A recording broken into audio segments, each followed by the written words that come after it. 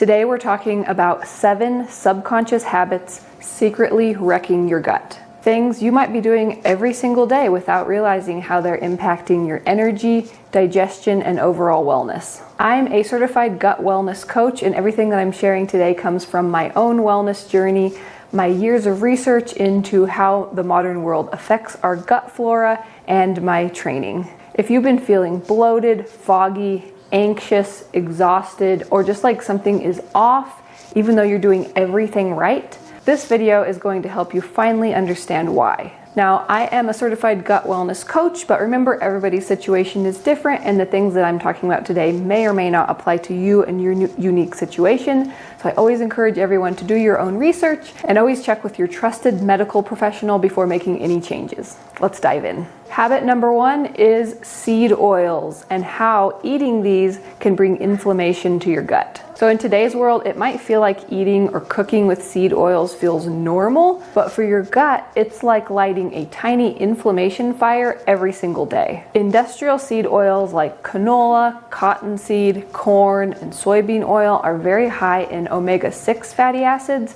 and they can really throw off your body's inflammatory balance. Also, these modern industrialized seed oils are not real in a way that your body can actually recognize and use like it can other types of fats. Research shows that chronic inflammation shifts your gut bacteria towards harmful strains and away from beneficial ones. Actually, in a very similar way to how antibiotics interfere with healthy gut flora balance and microbial diversity.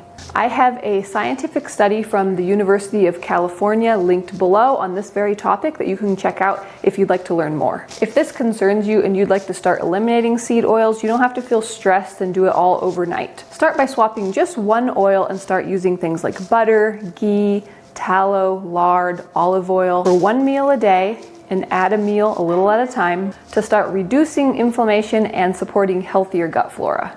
And make sure to keep watching because we're going to talk about a couple more foods that really have a huge impact on your gut, and you definitely don't want to miss these. And if you do want to start making more easy swaps for more nourishing food options, be sure to check out my Nourishing Food Swaps guide linked down in the description. It's free and it's down there for you. Habit number 2 is improperly prepared grains. And this one can surprise a lot of people because it's not necessarily the grain itself that it's an issue, but how it's prepared. Modern grains and baked goods that a lot of us are eating are not prepared using traditional methods like soaking, sprouting, fermentation. These are all the ways that traditional cultures prepared grains, which means that our gut is left to deal with anti-nutrients like phytic acid and difficult to digest proteins all on its own.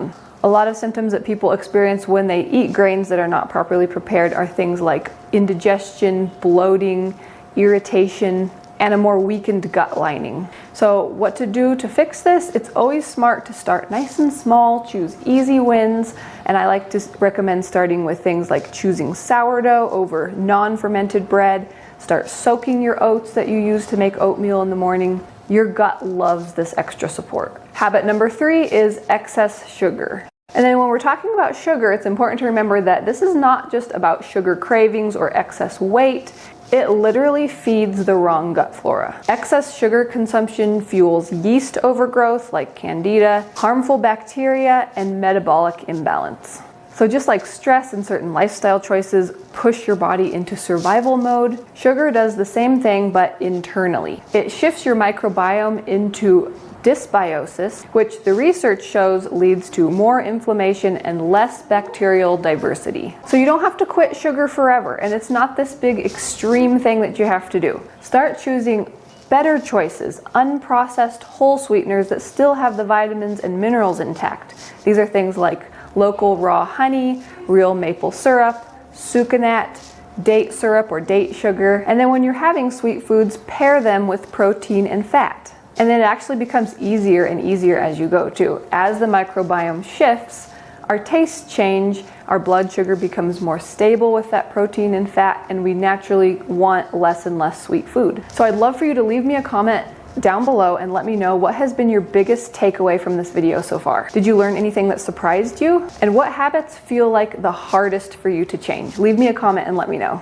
And then keep watching because we're going to cover a few lifestyle habits that you might not have any idea are even connected to your gut at all. And you're definitely going to want to know about these so that you can start making better choices. For example, number 7 on my list is one I'm pretty sure you've never thought of. But first, habit number 4 is antibiotic use, either overuse or unsupported. So it's true, antibiotics do save lives, but they also wipe out huge sections of gut flora. So antibiotics can't distinguish between the harmful strains and the beneficial strains that actually support our gut. And it's a problem because these beneficial strains really support our digestion, immunity, and mental health. Antibiotics drastically disrupt the microbiome, and they allow harmful strains to take over and grow to be in too large of numbers while decreasing beneficial strains. So it is true, you can't always avoid antibiotics when they are medically necessary, but you can make some choices about what you do when you have to take them. Think probiotic-rich foods, meat stock, and being mindful to not overdo sweet foods while your microbiome is going through this delicate process. Habit number 5 is a lot of common medications, including contraceptives or birth control pills. So these can be one of the most overlooked gut disruptors just because the connection here isn't so obvious. Oftentimes we have to take a medication for something else, and we're focused on that condition and we're not thinking about how it actually affects our gut microbiome. But it is actually true, prescription medications and birth control pills do alter the gut microbiome quite a lot, which damages that delicate balance of that beneficial flora. So everybody's needs are different, and this is not about shame or fear, it's about awareness. If you have needed to take a medication for some reason, don't stress. It's very good that we have these things to help with certain acute situations. But for the long term, I personally like to support wellness holistically and get to the root of what's going on. If you would like to learn more about how to support your gut with the most important key nutrient-dense foods, you'll definitely want to check out my free Gut Wellness Getting Started guide. It's an ebook that I have linked for you down in the description. Habit number 6 is pesticide exposure. So even when you're doing a really great job eating healthy, pesticides can quietly chip away at your gut microbiome. Glyphosate, the most common pesticide, is shown in multiple studies to impact the gut microbiome by harming beneficial bacteria and affecting digestion. We're exposed to this in the foods that we eat, even organic foods, sadly, and whenever we're in areas like public areas that have been sprayed with pesticides. These could be parks, it could be conventional agriculture areas, landscaping. So what do? Buying organic food is helpful if you can. Better yet is growing your own food and buying directly from farms that you trust. And here's a helpful tip: if money is very tight, you don't have to buy everything organic. Since plants do not have detoxification systems like animals do, it is really important to prioritize buying organic produce. But if money is very tight and your budget doesn't allow for organic meat, then you can buy conventional meat knowing that the animals do have detoxification systems which do help. So you can do your best with the meat, eggs, and dairy that you buy. Also, something to keep in mind is if you know the farmer that you're buying your food from, you can find out if it was actually raised according to organic standards or better, and they just didn't pay for the organic certification. In a lot of cases, that's the case, and that's great too.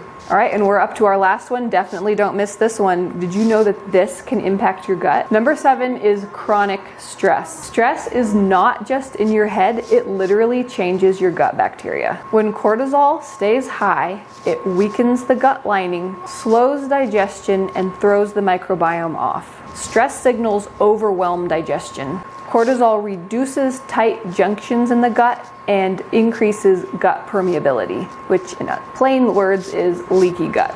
Likewise, rushing, shallow breathing, and burnout keep your body in survival mode. When the body is constantly in fight, flight, or freeze, it does not get enough time in rest, digest, and recover mode. So the resolution: don't stress out about this more.